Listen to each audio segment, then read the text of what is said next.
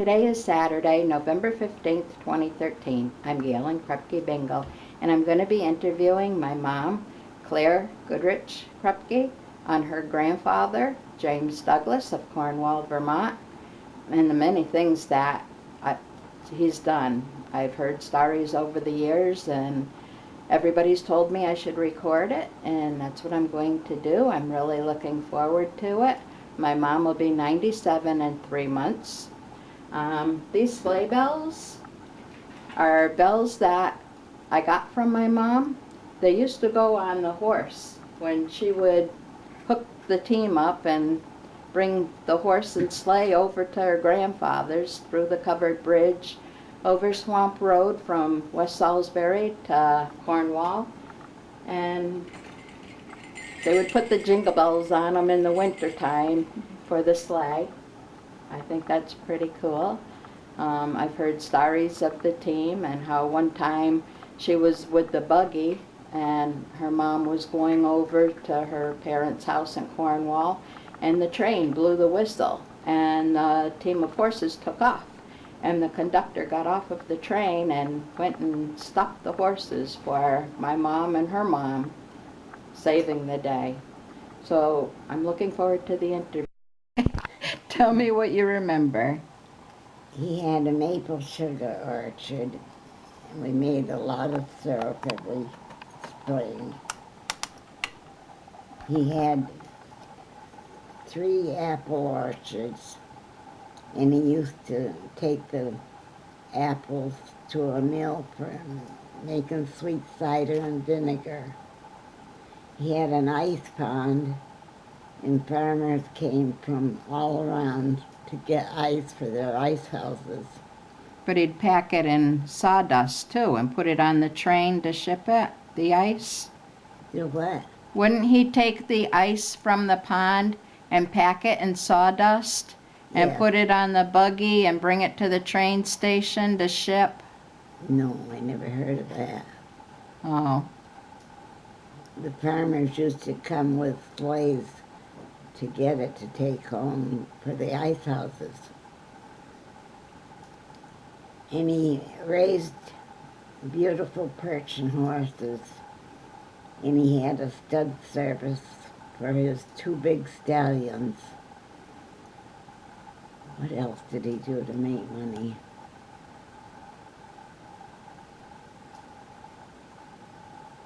He had cows.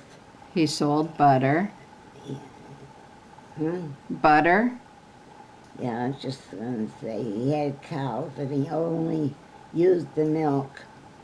He separated it, used the cream to make butter to sell, and used the milk that was left to give to his pigs. I don't know what else he did. He made butter. He made hard cider and kept it down cellar, and people used to come and go down cellar and get drunk. One man came with a horse and buggy. He never hitched the horse, he just left it in the yard. My grandfather didn't have to mow the lawn because the horse kept the grass short while he was down cellar drinking. But didn't he make the butter and he made a separator? He didn't. His father, I think, made a harvester that separated the wheat from the chaff. I thought he did something with the butter, making it easier. He used to put it in wooden frames so it came out with pattern on the top of it, with berries and flowers and so on the butter. Oh, that's pretty. And what about the holes in the ceiling of their house for the bayonets? During the Revolutionary War, the soldiers used to stay there. They had a barracks up in the upstairs, and they used to stick their bayonets in the ceiling just to store them while they slept there. And there were 2 secret passages in the house from the cellar up to the 2nd floor where they hid slaves that used to run away and head north. Wow.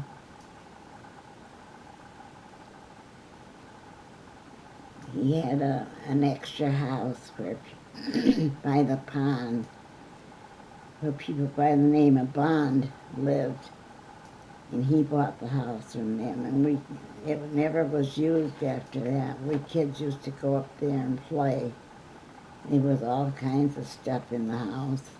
We used to have a lot of fun with a music box we found there. Oh, I bet that was interesting, like a big playhouse. It was, yeah, it was. It was a big house. And it had all the furniture in it? Not much.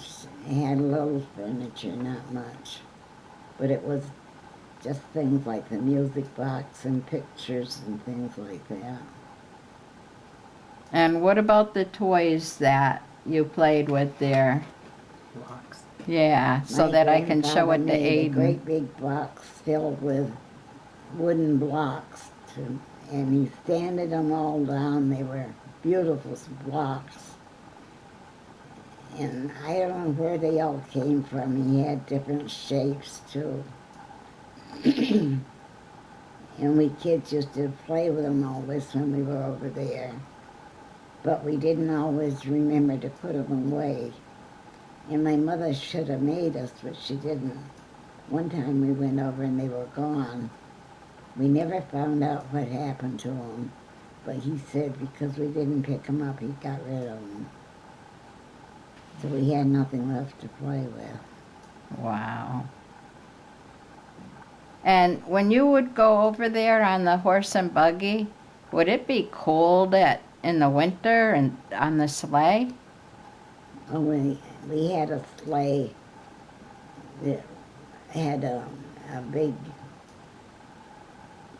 rack and back.